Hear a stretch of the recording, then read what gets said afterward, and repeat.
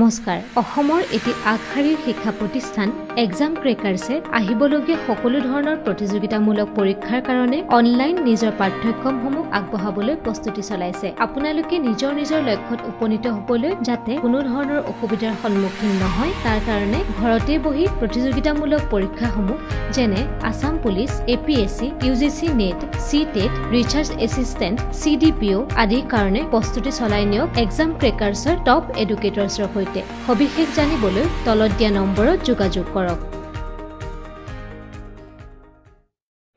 Hello everyone, my name is Dibranjan Bora আৰু আজি আমি ডিসকাশন কৰিম Assam Police Sub Inspector Recruitment or syllabus report. Okay, so this is about me. You can connect with me in my Facebook profile by the name of Dibranjan Bora. So let's begin the discussion with an quotation from none other than Dr. APJ Abdul Kalam. If you ever fail, never give up, because fail means first attempt in learning, and is not the end. In fact, and means effort never dies. If you get no as an answer, remember, no means next opportunity. So let's be positive. আমি APJ Abdul Kalamৰ জীৱনৰ পৰা বহু কথা শিকিব পাৰোঁ কিদৰে তেওঁ বিভিন্ন বাধা বিঘিনি নেওচি নিজকে এজন সফল বৈজ্ঞানিক হিচাপে প্ৰতিষ্ঠিত কৰিছিল so always approach life with a positive attitude and keep smiling. So let's begin. আমি গম পাওঁ যে আসাম পুলিচ সাব ইন্সপেক্টৰৰ কাৰণে আসাম পুলিচৰ সাব ইন্সপেক্টৰৰ বাবে এডভাৰটাইজমেন্ট দিছিল 2018ত তাৰ টোটাল পোষ্ট আছিল আপোনাৰ 597 ওকে সো ক্যাটেগৰি ওয়াইজ ইয়াত এতিয়া আপোনালোকৰ আনৰিজাৰ্ভ ক্যাটেগৰি কাৰণে আছিল 416 টা সিটস OBC MOBC কাৰণে আছিল 136 SC কাৰণে আছিল 14 টা ST হিলছৰ কাৰণে আছিল 4 টা ST plains কাৰণে আছিল 27 and total number of post is 597 এতিয়া মই আপোনালোকক এলিজিবিলিটি ক্ৰাইটেৰিয়া কি আছিল এজ কিমান আছিল কোৱালিফিকেশন কিমান লাগিছিল হেখিনি ওপৰত ডিসকাশন নকৰো হেখিনি বিষয় আমি গুটে এডভাৰটাইজমেন্ট ডিটেইলটো আপোনালোকক লিংক ডেসক্ৰিপচনত দি দিয়া হৈছে আপোনালোকে চাই লব পাৰিব যেহেতু অলৰেডি আপোনালোকে এবোৰ এক্সামত ফৰ্ম ফিল আপ কৰিলে সো আমি হেখিনি বস্তু ডিসকাশন নকৰো ওকে সো এতিয়া সিলেকশন প্ৰসিডিউৰটো জানো আহক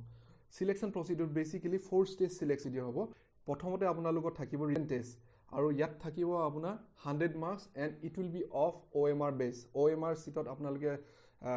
সাৰ্কলিং কৰিব লাগিব OMR বেস এক্সাম হ'ব অফ 100 মাৰ্কস এন্ড তাছত আপোনালোকৰ আহিব ফিজিক্যাল ষ্টেণ্ডাৰ্ড টেষ্ট যেটো আমি PST বুলি কোৱা হৈছে তাত আপোনালোকৰ একো মাৰ্কস নাথাকে বেসিক্যালি এটো অলপ কোৱালিফাইং নেচাৰ হ'ব to proceed to the physical efficiency test ইয়াত আপোনালোকক ফিজিক্যাল চেকআপ কৰা হ'ব ফৰ নক নিজ ভিজন টেস্টিং কৰা হ'ব ফ্ল্যাট ফুটৰ কাৰণে টেস্টিং কৰা হ'ব ভেৰিকোজ ভিনৰ কাৰণে টেস্টিং কৰা হ'ব এটো বিশেষকৈ আপোনালোকৰ যেতিয়া ফিজিক্যাল এফিচিয়েন্সি টেষ্ট হ'ব তাৰ আগে এই ফিজিক্যাল ষ্টেণ্ডাৰ্ড টেষ্টটো আপোনালোকে কোৱালিফাই কৰিব লাগিব যদিহে আপোনালোকে ফিজিক্যাল এফিচিয়েন্সি টেষ্টটো দিব বিচাৰে নেক্সট আহিলে ফিজিক্যাল এফিচিয়েন্সি টেষ্ট বা PET ইয়াত আপোনালোকৰ থাকিব 40 মাৰ্কস আৰু ইয়াত দুটা ইভেন্টস থাকিব বেসিক্যালি প্ৰথমটো হৈছে ৰেস আৰু সেকেন্ডটো হৈছে লং জাম্প এতিয়া মেল আৰু ফিমেলৰ কাৰণে বেলেগ ৰিকুৱাৰমেন্ট আছে ফৰ মেলৰ কাৰণে এটা 1600 মিটাৰস for female it is 800 meters similarly in the long jump minimum requirement for male is 335 centimeter or female karone hoy 244 centimeter ৰেচৰ কাৰণে এতিয়া ডেফিনিট টাইম ফ্ৰেম এটা দিয়া আছে হেকিনো মই বিশেষ একো ডিসকাশন নকৰো লং জাম্পত ঠিক তেনেকে আপোনাৰ এটো মিনিমাম ৰিকুৱাৰমেন্ট ইয়াতকে বেছিকে আপোনালে জাম্প কৰিব পাৰিলে এক্সট্ৰা মাৰ্কস গেইন কৰিব ৰেচটো ঠিক তেনেকে যদি টাইমিংৰ ওপৰত আহিব পাৰে তেতিয়া ফুল মাৰ্কস তেনেকে বিভিন্ন ক্যাটেগৰি কাৰণে বেলেগ মাৰ্কস আছে সো এতিয়া নেক্সট হ'ব আপোনাৰ আইছে প্ৰফিচিয়েন্সি ইন কম্পিউটাৰছ ইয়াত আছে ম্যাক্সিমাম 30 মাৰ্কস ওকে এতিয়া ফৰ একাডেমিক্স ইন কম্পিউটাৰছ আপোনালোকে পাব 10 মাৰ্কস সাপোজ আপোনালোকে MCA কৰিছে তাৰ কাৰণে এক্সট্ৰা মাৰ্কস থাকিব BCA কৰিছে তাৰ কাৰণে এক্সট্ৰা মাৰ্কস থাকিব সাপোজ আপোনালোকে ডিপ্লোমা কৰিছে 1 ইয়াৰ বা 6 ইয়াৰ ডিপ্লোমা তাৰ কাৰণে এক্সট্ৰা মাৰ্কস থাকিব ওকে সো ইয়াত আপোনালোকৰ আছে 10 মাৰ্কস নেক্সট আছে আপোনাৰ প্ৰ্যাকটিক্যাল টেষ্ট এটা প্ৰ্যাকটিক্যাল টেষ্টত থাকিব আপোনালোকৰ 20 মাৰ্কস প্ৰ্যাকটিক্যাল টেষ্টত বেসিক্যালি আপোনালোকৰ word power point presentation typing test হ'ব পাৰে ইয়াত আপোনালোকৰ ফুল মাৰ্কস আছে 20 মাৰ্কস সো এইখিনি পিছত আপোনালোকৰ নেক্সট আৰু মাৰ্কস পাবলগীয়া বস্তু আছে আপোনাৰ এক্সট্ৰা কাৰিকুলাৰ এক্টিভিটিজ ইয়াত আপোনালোকৰ আছে ম্যাক্সিমাম 30 মাৰ্কস এতিয়া 30 মাৰ্কসৰ ভিতৰত এতিয়া আপোনালোকে সাপোজ NCC কৰিছে NCC C সাৰ্টিফিকেট আছে তাৰ কাৰণে মাৰ্কস আছে NCC আপুনি B certificate Republic day camp attend কৰিছে তাৰ কাৰণে মাৰ্কস আছে সাপোজ আপোনালোকে হোম গাৰ্ডৰ ট্ৰেইনিং কৰিছে তেতিয়া তাৰ কাৰণে এক্সট্ৰাকে মাৰ্কছ আছে স্পৰ্টছত অসমক ইণ্ডিয়াক অলিম্পিক্সত ৰিপ্ৰেজেণ্ট কৰিছে ষ্টেটক ৰিপ্ৰেজেণ্ট কৰিছে বা সাপোজ আপোনালোকে ডিষ্ট্ৰিক্টক ৰিপ্ৰেজেণ্ট কৰিছে তাৰ কাৰণেও এক্সট্ৰাকে মাৰ্কছ আছে আৰু এক্সট্ৰা একাডেমিক এচিভমেণ্ট এতিয়া যিহেতু যেনেকৈ ধৰি লওক গ্ৰেজুৱেশ্যনৰ কাৰণে মাৰ্কছ পাব মাষ্টাৰ ডিগ্ৰীৰ কাৰণে এক্সট্ৰাকে মাৰ্কছ পাব তাৰ ওপৰত যে এডিশ্যনেল কোৱালিফিকেশ্যন আছে তাৰ কাৰণেও আপোনালোকে এক্সট্ৰাকে মাৰ্কছ পাব ইয়াৰ পিছত এতিয়া আপোনাৰ যোনখন ফাইনেল মেৰিট লিষ্ট বনোৱা হ'ব এতিয়া date list will be prepared based on the aggregate performance in written test, physical test, computer proficiency and extracurricular activity. Okay, আপোনালোকে written test out of 100 কিমান marks gain কৰিলে physical test out of 40 marks আপোনালোকে কিমান marks gain কৰিলে computer proficiency testত আপোনালোকে 30 ভিতৰত কিমান পালে and extracurricular activities 30 ভিতৰত কিমান পালে এই গুটেইখিনি marks aggregate কৰি পেলাই আপোনালোকক ফাইনেল মেৰিট লিষ্টখন বনোৱা হ'ব যেটো আপোনাৰ কেটেগৰী ওয়াইজ হ'ব জেনাৰেলৰ কাৰণে বেলেগ কাট অফ হ'ব ওবিসি কাৰণে বেলেগ কাট অফ হ'ব এসটি কাৰণে বেলেগ কাট অফ হ'ব ওকে সো ইয়াত এতিয়া আপোনালোকে এটা কথা মন কৰিছে চাগে মই খোলো এই বস্তুটো ইয়াত ফিজিক্যাল ষ্টেণ্ডাৰ্ড টেষ্ট যোনটো আছে ইয়াত বেসিক্যালি মাৰ্কস দিয়া নহয় it is basically qualifying nature হ'ব আপোনালোকে পাস কৰিব লাগিব এই বস্তুটো ফিজিক্যাল এফিচিয়েন্সি টেষ্ট পাতা আগতে ফিজিক্যাল ষ্টেণ্ডাৰ্ড টেষ্টটো পাতা হ'ব ওকে এটো কথা মনত ৰাখিব এতিয়া নেক্সট আমি ডিসকাশন কৰিম ৰিটেন টেষ্টৰ ওপৰত যেটো ওপৰত আমি এই ইউটিউব চেনেলত আমি বেছিকৈ গুৰুত্ব দিম হেতু হৈছে ৰিটেন টেষ্ট এটা ৰিটেন টেষ্টটো হ'ব 100 মাৰ্কছৰ আৰু 100টা কোৱেশ্চন থাকিব 1 মাৰ্ক ফৰ ইচ কোৱেশ্চন আৰু এটো হ'ব OMR বেচ OMR বেচ ওকে আৰু নেগেটিভ মাৰ্কিং থাকিব তাত আপোনাৰ নেগেটিভ মাৰ্কিং থাকিব হাফ মাৰ্ক ফৰ ইচ ৰং আনসাৰ এটা ধৰি লওক আপোনালোকে যদি দুটা কোৱেশ্চন ভুল কৰিছে তেতিয়াহলে 1 mark will be deducted okay যদি আপোনালোকে দুটা কোৱেশ্চন যদি ভুল কৰিছে 1 mark will be deducted from আপোনালোকে যিমান পাইছে তাৰ পৰা 1 মাৰ্ক ডিডাক্ট কৰা হ'ব এটা নেক্সট আছে সিলেবাস এতিয়া এই সিলেবাসৰ কথা ডিসকাশন কৰাৰ আগতে মই আপোনালোকে এটা কথা ক'ব বিচাৰিছো যে এডভাৰটাইজমেন্টত বেসিক্যালি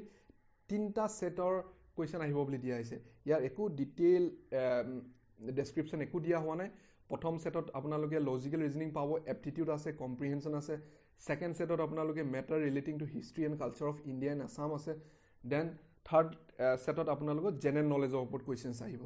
ওকে সো এতিয়া আমি প্ৰসিড কৰো এই লজিক্যাল ৰিজনিংত কি পঢ়িব লাগিব আপোনালোকে matters relating to history and culture of India and Assam তাত কি পঢ়িব লাগিব জেনাৰেল নলেজত কোনখিনি ফোকাস এৰিয়া আপোনালোকে ফোকাস কৰিব লাগিব সেইখিনি ওপৰত আমি এতিয়া ডিসকাশন কৰিম ওকে এতিয়া প্ৰথমতে আছে আপোনাৰ লজিক্যাল ৰিজনিং এপ্টিটিউড এণ্ড কম্প্ৰিহেনশন ইয়াত এতিয়া প্ৰথমতে আপোনালোকে চাব লাগিব কম্প্ৰিহেনশন প্যাসেজেস ইয়াত কম্প্ৰিহেনশন প্যাসেজেস মানে কেনেকুৱা আপোনালোকক এটা পেজ দি দিয়া হ'ব তাত হে প্যাসেজটো ওপৰতে ডিপেন্ড কৰি পেলাই কিছুমান আপোনালোকক কোৱেশ্চন দিয়া হ'ব আৰু হে কোৱেশ্চন কিটা আপোনালোকে কৰিব লাগিব ওকে এটা নেক্সট আছে সিম্পল গ্ৰামাৰ যেনে ধৰি লওক কাৰেক্ট সেন্টেন্স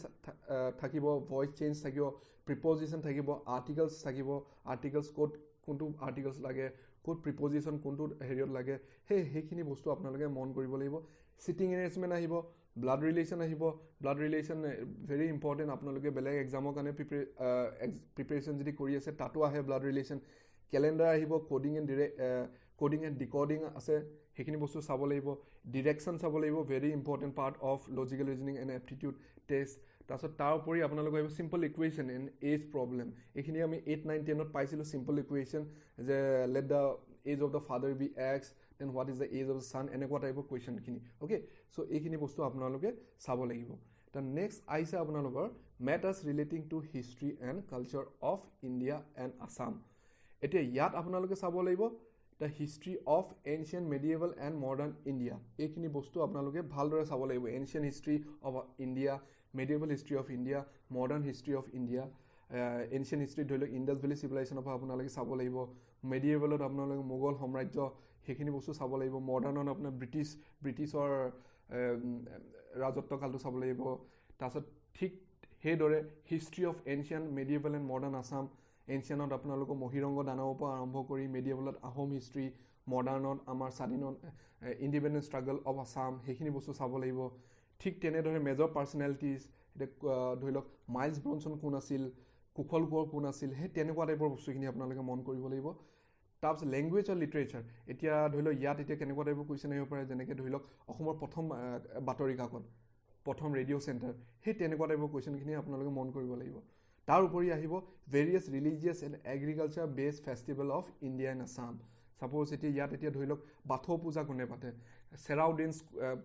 কোনখন ৰাজ্যত প্ৰচলিত এইখিনি বস্তু আপোনালোকে মন কৰিব লাগিব ওকে এতিয়া নেক্সট পাৰ্টটো আহি গ'ল আপোনালোকৰ জেনাৰেল নলেজ ইয়াত এতিয়া আপোনালোকৰ knowledge of the current national and international events মানে আপোনালোকে কাৰেণ্ট এফেয়াৰ্ছ চাব লাগিব যিকোনো নেশ্যনেল আৰু ইণ্টাৰনেশ্যনেল লেভেল যিমানখিনি আপোনালোকৰ কাৰেণ্ট ইভেণ্টছ হৈ আছে সেইখিনি বস্তু তন্নতন্নকৈ আপোনালোকে চাব লাগিব আৰু ইয়াৰ কাৰণে আমি ইউটিউব ইয়াতে এইটো চেনেলতে আমি ডেইলি আপডেটছ দি থাকিম আপোনালোকক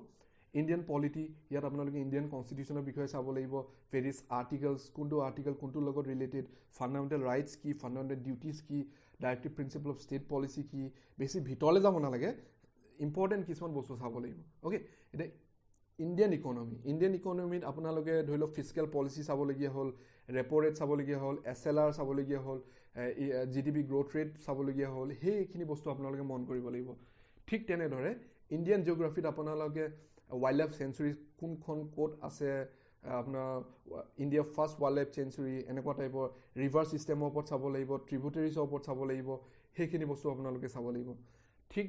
সেইদৰে আপোনালোকে ভেৰিয়াছ এৱাৰ্ড ছেকশ্যনত ধৰি লওক নোবেল প্ৰাইজ কোনে পাইছে মেন বুকাৰ প্ৰাইজ কোনে পাইছে সেইখিনি বস্তু আপোনালোকে চাব লাগিব এই ইণ্ডিয়ান জিঅ'গ্ৰাফি আৰু এৱাৰ্ড ছেকশ্যনত বিশেষকৈ আপোনালোকে আছাম চেণ্ট্ৰিক নলেজখিনি বেছিকৈ আহৰণ কৰিবলৈ চেষ্টা কৰিব সেইখিনি বস্তু আমি ইউটিউব চেনেলটোত দিম প্লাছ যিহেতু আপোনালোকে এতিয়া চিভিল ডিফেন্স ফ'ৰ্চ এটাৰ কাৰণে এপ্লাই কৰিছে সেইকাৰণে আপোনালোকে ডিফেন্সৰ ছেকশ্যনটো ইগন'ৰ কৰিব নোৱাৰে ইয়াত আপোনালোকে মিছাইল ভেৰিয়াছ ৱেপন ছিষ্টেম ক'ত কি বস্তু টেষ্টিং হয় সেইখিনি বস্তু চাব লাগিব ছুপাৰলেটিভছত আপোনালোকে পৃথিৱীৰ চবতছে ডাঙৰ largest island smallest island largest rivers সেইখিনি বস্তু আপোনালোকে মন কৰিব লাগিব first in the world India and Assam যেনেকৈ ধৰি লওক first person to go' to space in the world সেই তেনেকুৱা টাইপৰ বস্তু ইণ্ডিয়াত এতিয়া ধৰি লওক first astronaut from India to go' to space সেই তেনেকুৱা টাইপৰ কুৱেশ্যন আছামৰ ৰিলেটেডো কুৱেশ্যন আপোনালোকে চাবলগীয়া হ'ব যেনে first civil servant from Assam সেইখিনি বস্তু আপোনালোকে মন কৰিব লাগিব চ' আজিলৈ ডিছকাশ্যন ইয়াতে সামৰোঁ ইয়াৰ উপৰিও আমি এটা পেইড কোৰ্চ start কৰিছোঁ so if you want to enroll in our online classes for various competitive exam then you can call on the number given below so that's all thank you